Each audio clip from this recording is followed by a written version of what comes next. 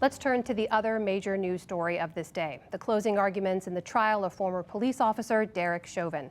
The verdict will be closely watched in Minnesota and around the country, with many cities bracing for protests, marches, and potential unrest. Special correspondent Fred DeSam-Lazaro reports on the final case made by prosecutors and Chauvin's defense, and a warning. The testimony includes some graphic images of what happened to George Floyd.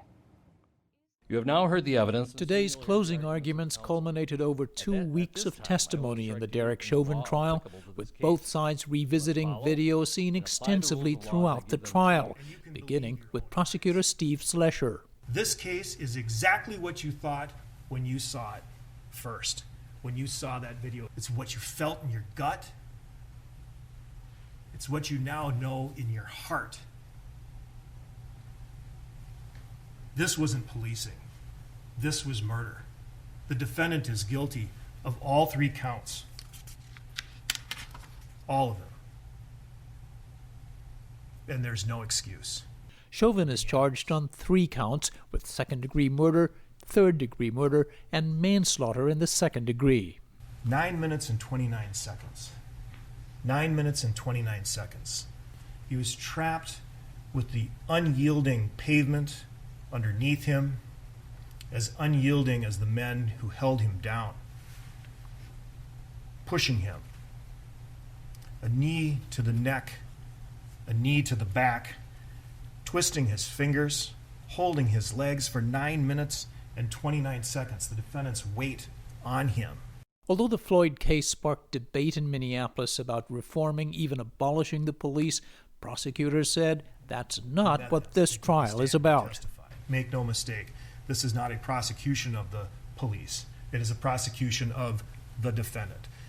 Chauvin took notes by hand throughout the prosecution's statements, but notably removed his mask for his own lawyer's closing arguments. For his part, defense attorney Eric Nelson also used police body cam video, which he said demonstrated that Chauvin's actions were reasonable in a fast-moving situation.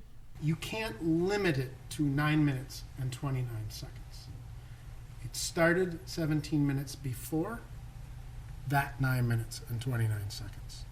In this case, the totality of the circumstances that were known to a reasonable police officer in the precise moment the force was used demonstrates that this was an authorized use of force, as unattractive as it may be. And this is reasonable doubt.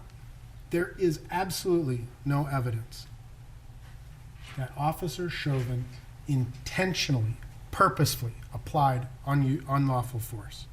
It's tragic. It's tragic. On the cause of Floyd's death, Nelson discounted testimony from several prosecution witnesses who said it was asphyxia caused by Chauvin's actions. Nelson said they had cherry-picked video and argued that drugs and underlying disease were responsible. Do not let yourselves be misled by a single still frame image. Put the evidence in its proper context.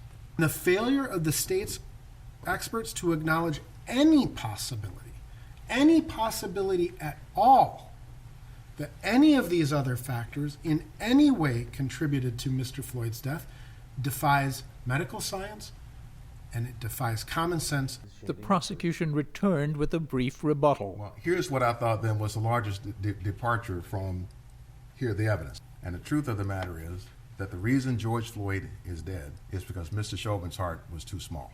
After jurors went into deliberations, Judge Peter Cahill denied a motion for a mistrial from defense attorney Nelson, who said he was concerned about the influence of intense media publicity. And we stand united.